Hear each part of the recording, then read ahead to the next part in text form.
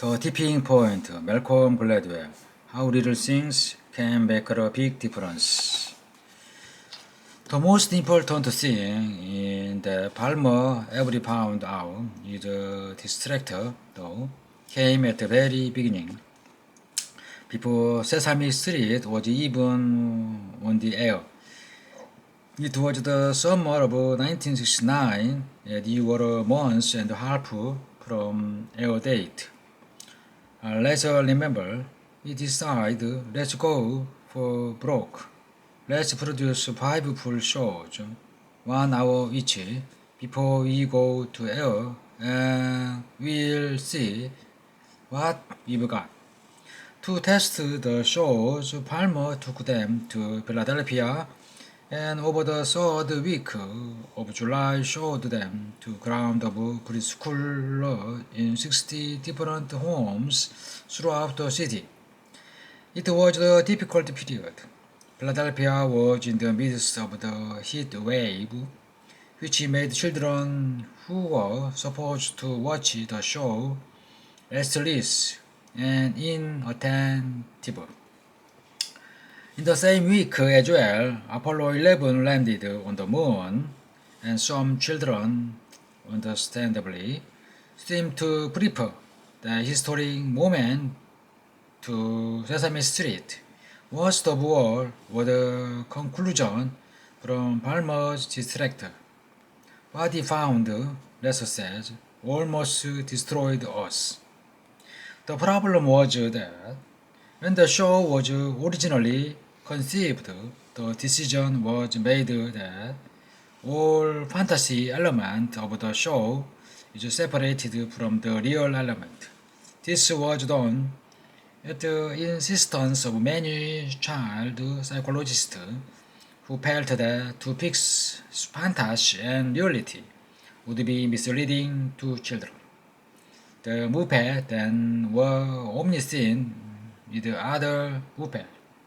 The scene filmed on Sesame Street itself involved only real adults and children. What Palmer found out in Philadelphia, though, was that as soon as they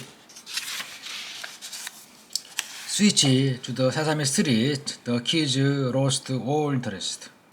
The street was supposed to be the glue, as I said. We would always come back to the street. We pulled the show together, but it was just adults doing things and talking about stuff, and the kids weren't interested. We were getting incredibly low attention level. The kids were leaving the show. Level would pop back up if the Muppet came back, but he couldn't afford to keep losing them like that. Let's call the Palmer result a turning point in the history of Sesame Street. He knew that if we kept the street that way, the show was going to die. Everything was happening so fast. We had the testing in the summer, and you were going to the air in the fall. You had to figure out what to do. Let's decide to defy the opinion of his scientific advisors. We decide to write a letter to all the other developmental psychologists and say, you know how you guys think about mixing fantasy and reality, but you are going to do it anyway. If we don't, we'll be dead in the water. So the producers went back and reshot all of the street scenes. Hanson and his co-worker created puppet who could walk and talk with the adult of the show and could live alongside them on the street. That's when Big Bird and Oscar, the Grouch and Simpling Peggy was born, said Palmer. What we now think of as the essence of Sesame Street, the artful blend of fluffy monster and honest adult grew out of a desperate desire to be sticky. The destructor, however, for all its strength is a fairly crude instrument. It tells you that a child understands what's happening on the screen and as a result is paying attention. But it doesn't tell you what the child understand, or more precisely, it doesn't tell you whether the children is paying attention to what he or she ought to be paying attention to. Consider the following two Sesame Street segments, both of which are called visual blending exercise segments that teach children that reading consists of blending together distinct sounds. In one hog, a female Muppet approached the word hog, H-U-G, in the center of the screen. He stands behind the H, sounding it out carefully, then moves to the U, and then the G. She does it again, moving from left to right, pronouncing each letter separately.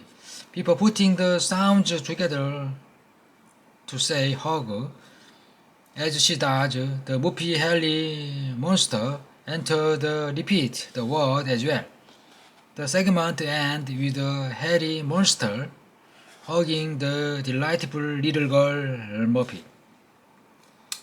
In another segment called Oscar's Blending, Oscar's Grouch and Muppet Gloomy played a game called Breakable Words, in which words are assembled and then taken apart.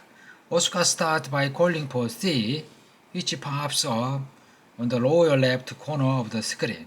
The letter C, Oscar tells the Gloomy, is pronounced Chu. Then the letter at pop up in the lower right-hand corner, and Gloomy sound the letter out at the two go back and pause, Oscar saying cup, and Gloomy at which time faster and faster until the sound blend together to make cat. As this happens, the letter at the bottom of the screen move together as well as make cat. Judge Muppet repeat cat a few times and then the word dropped from sight, accompanied by the crashing sound. Then the process begins again with the word bat. Both of those segments are entertaining.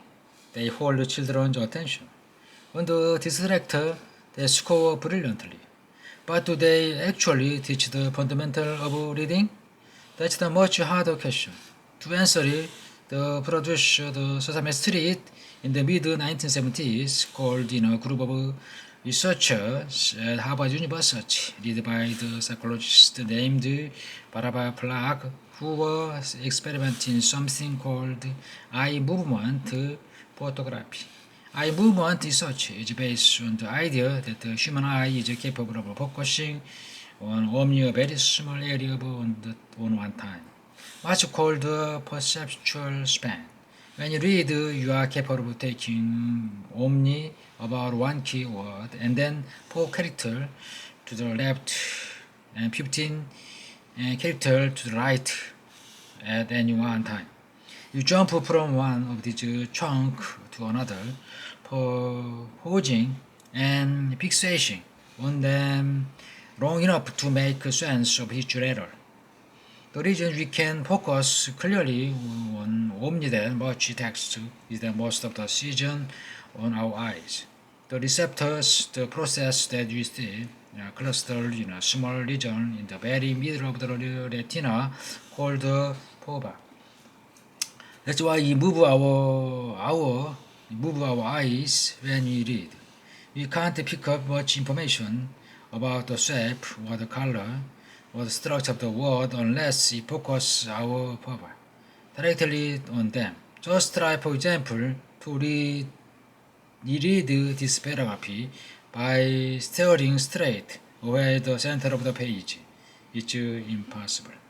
If you can track their someone's phobia, is moving and what they are fixating on the other word. You can tell with extraordinary precision that they are actually looking at what kind of information they are actually receiving. The people who making television commercial are surprisingly obsessed with eye tracking. If you make a beer commercial